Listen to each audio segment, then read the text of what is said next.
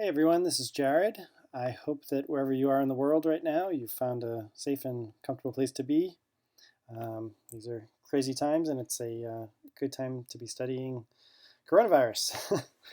So, hopefully, you've had a chance to play around a bit with the base model and to move in the direction of using that base model to answer your own individual research questions. I've developed this tutorial to work you through how to add variables and parameters to the model. So prior to using the model, we had asked you to come up with some questions that you were interested in using that model to answer. So what scientific questions related to COVID-19 does your team want to answer?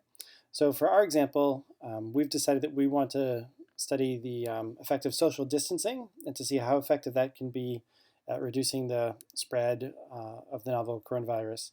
And we've chosen to do this for modeling Massachusetts. So how does it work how would social distancing work in Massachusetts? What effect might that have? So to answer these questions, we're asking you to identify which variables or parameters in the model you need to change and what you might need to add. So for ours, we know that we're going to have to change the initial susceptible population. The base model comes with, I think it's 500,000 as the base population. Because we are doing Massachusetts, we know that Massachusetts population is 6.9 million. And the ICU capacity in the state is also different than what's in the base model. So I'm estimating that about maybe 1,000. I'm not sure. And I'm going to play around with that parameter a little bit in the model. But 1,000 is a good place to start. There's something like 3,000 to 4,000 hospital beds available. So I'm thinking if a quarter of those are ICU capacity, which is probably high, that might be a good number to start with. But we'll tune that around. I couldn't find solid data on that. And then what additional variables or parameters do you need to add to answer your research question? For us, we're going to be adding the social distancing aggressiveness measure. And this is going to be a measure that ranges from 0 to 1. So 0 is there is no aggressive social distancing, and 1 is there is absolute aggressive social distancing, which would be something like everyone stay in your home, it's a quarantine type situation.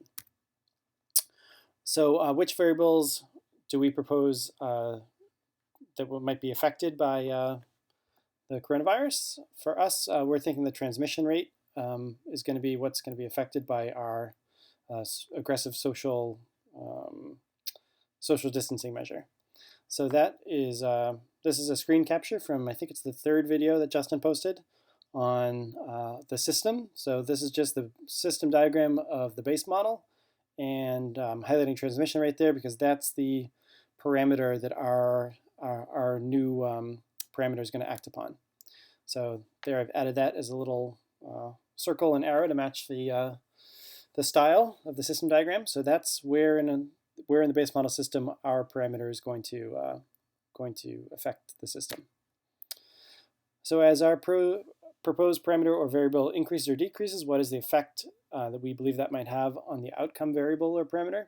So for us, we're measuring the social distancing. That's our novel variable, or actually it's a parameter that we're adding. And transmission rate is the one that exists in the model. So we expect that as social distancing increases, the transmission rate will go down. You can imagine that as people spend less time near each other, the ability to transmit the disease will decrease. And whether that's transmission rate that starts at 4 or something that starts at 2 or 1 or 3. No matter what, we expect it to have sort of a linear relationship that as you increase social distancing, it will decrease the transmission rate in a linear fashion. So that's kind of the mechanistic relationship we think between our additional parameter and the parameter that exists in the model. So what do we expect to find? We expect to find that if we introduce a social distancing at a given day, so I've got a green line here to just indicate at a certain day, if we introduce it, it looks like around day 16 perhaps, or 15, something like that. If we introduce it, we expect that the infected population will start to decrease because you've put in an aggressive social distancing that is going to decrease the transmission rate. So this peak of infection is going to quickly drop because you don't have people spreading it. So for example, if on day 15 you don't have an aggressive social distancing And on day 16, you put in a complete social distancing where people are just simply not interacting with each other. The ability of the transmission rate is going to drop to 0 because there's no ability for people to pass it on to anyone else. So your new infections are going to decrease significantly right at that point. So we think it might look something like this. And a justification check, we're asking your teams to do this as well. Like, why does this matter? Why is this something worth studying? So we're looking at this specifically for Massachusetts. So we think who might care about this is Massachusetts state government, particularly the Department of Public Health. I don't know if there's a official task force that the state has. That's something I need to look into. But if there's specific individuals on the task force, this would be something that we could share with them. Also, I'm doing this for Massachusetts in our example, but if we were interested in doing this for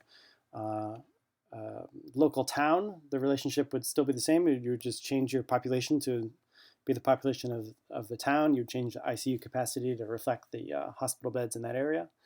So this could be scaled down, and the lower you go on the scale, the less resources, let's say, a town government has to do this sort of modeling. So it becomes a pretty neat tool that you can use. So anyway, I'm going to now walk you through in the next videos how to actually add this in the Excel model.